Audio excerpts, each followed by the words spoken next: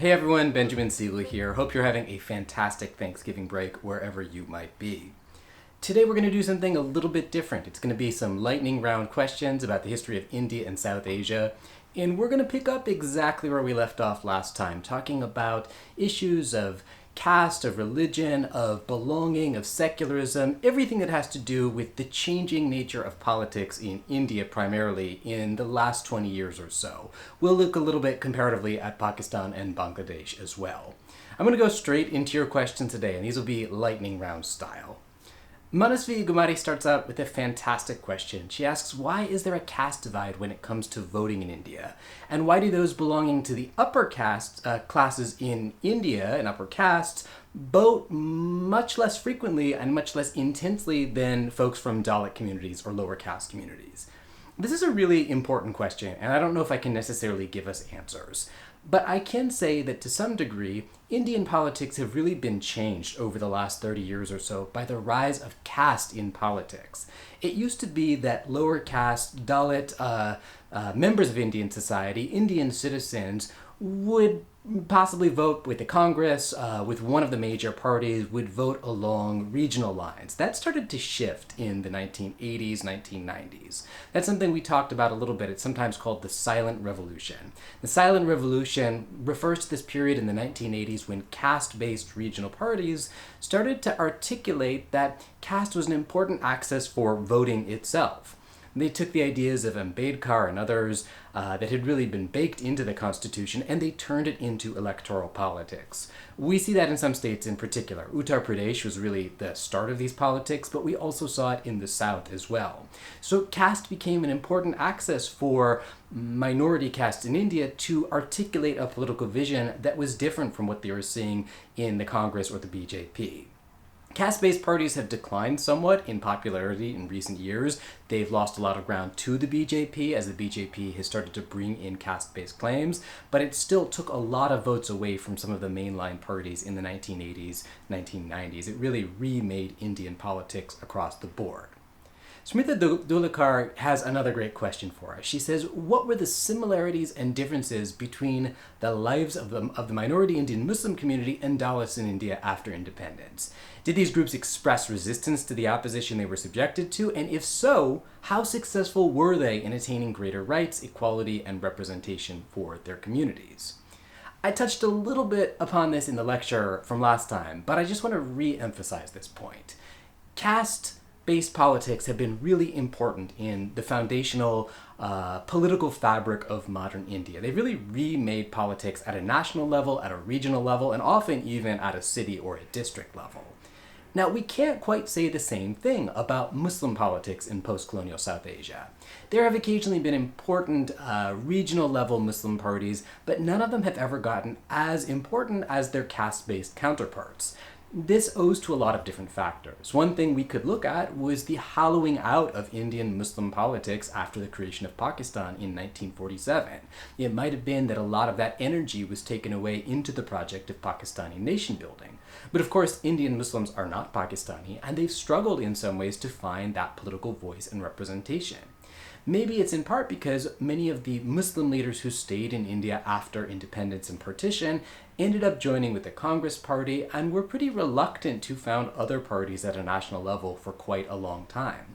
I think it's fair to say that Muslim citizens, while representing a large minority of Indian citizens, haven't been able to find a political voice quite as strongly as their caste-based counterparts. So I think that's a really strong difference between these two groups. In similarities, I would say that both of these groups of Dalits, lower caste Indians, and Muslims, I would say that both have struggled to some degree to articulate their place in post-colonial India.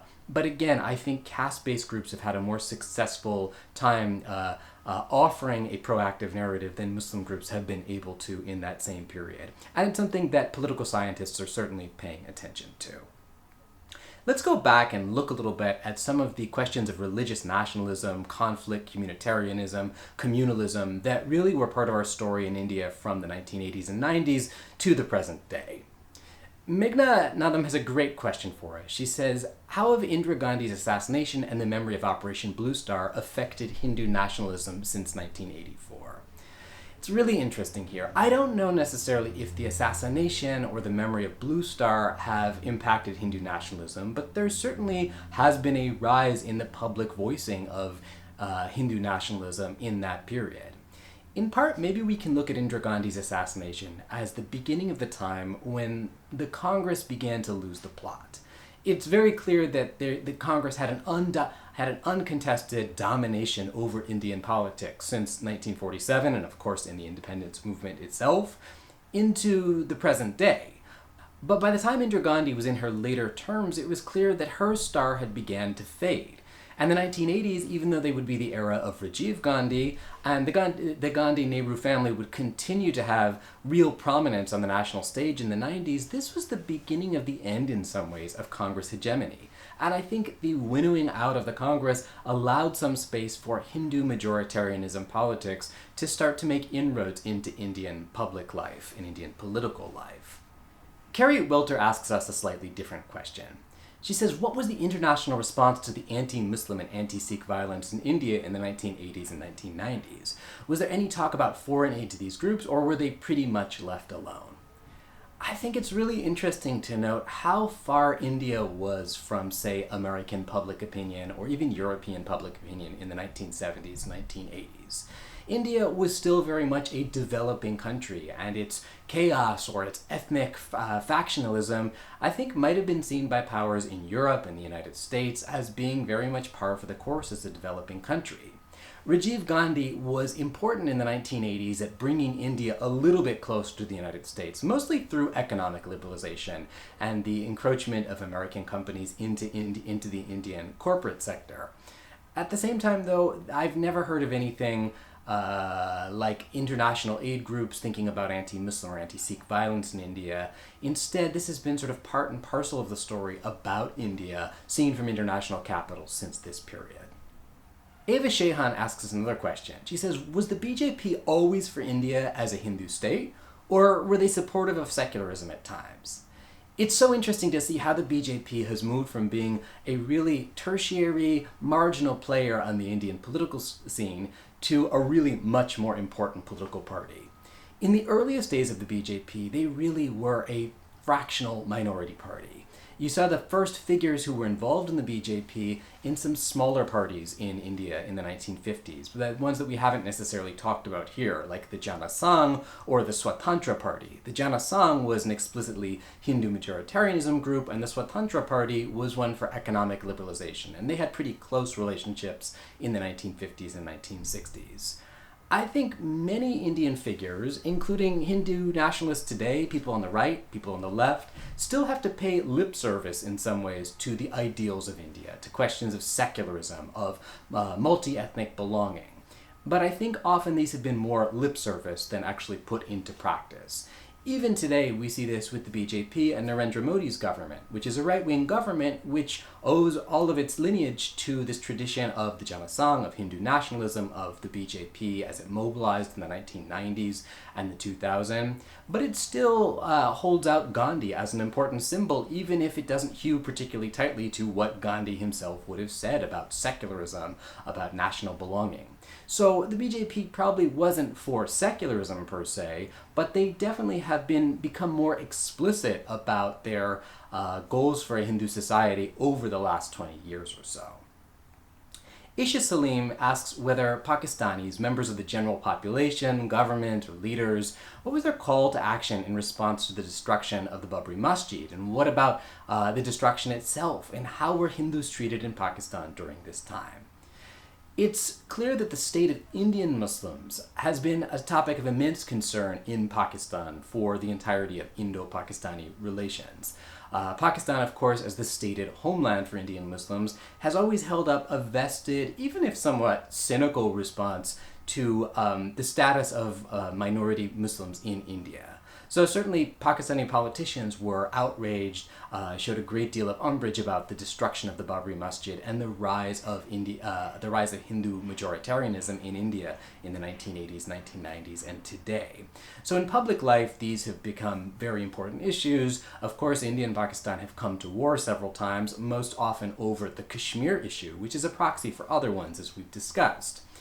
But to some degree, there's been more concordance between India and Pakistan than we might expect.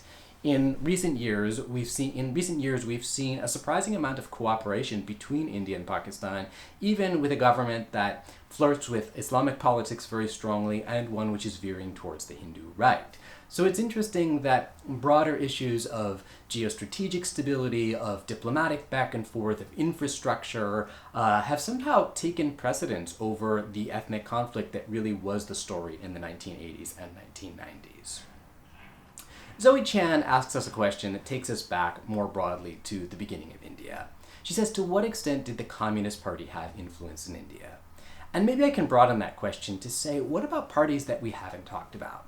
The Communist Party played an important role in the Indian independence struggle. It was deeply important in organizing members of the Indian countryside, of the rural sector, of farmers.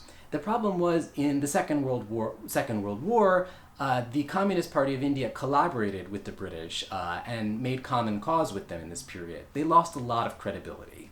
But there were often Communist Party members in Parliament, and the Communist Party played a particularly important role in certain parts of the country, most notably in the south in Tamil Nadu, where there's been a long communist tradition, and also in Kerala, where communist politics have been seen as the left-wing response to right-wing politics associated with the Kerala Orthodox Syrian Church. The Communist Party has been one of many parties that have never been so important on the national stage in the independence period and in recent years, but has often been part of coalition governments, so helping to prop up other governments. Certainly, India has seen more fervent communist politics in the south at a regional level, but the influence has been nationwide. There's other parties too advocating for different things, for the issues of rural life and farmers, of all different things. Julie Lee asks us why Dalits were particularly drawn to the Communist Party, and I would say that this is probably more a case again in the South and in a period before the rise of caste-based politics in the 1980s, 1990s. But you can't really tell the story about Dalits or the South of India without bringing in the Communist Party more broadly. One trend that I want to highlight that's come up a little bit in these answers, and no one asked about specifically, is that party politics have really changed dramatically since independence. But we've also seen a winnowing of political visions. At independence, of course, the Congress Party was dominant, but there were many voices within it and many voices without it. In recent years, as the BJP has taken over and it's consolidated its hegemonic rule over India, there's been a much smaller political space for other parties to organize and articulate visions at a national level. And I think that this is going to play out in pretty dramatic ways over the next couple of decades in India, but in ways that we can't necessarily predict. Will the BJP continue to consolidate its gains? Will the Congress Party become resurgent once again against the odds? Or will different interests within the BJP start to fracture in the same way that they did within the Congress Party in earlier decades? I don't have the answers to that, but I think having looked at this past, we might be able to make some educated guesses about the unpredictability of the Indian political future. So that's it for now. Let's leave it there, and when we come back next time, we'll wrap up with some of the bigger questions about India today and actually what the future may hold. Thanks so much. Have a great Thanksgiving break.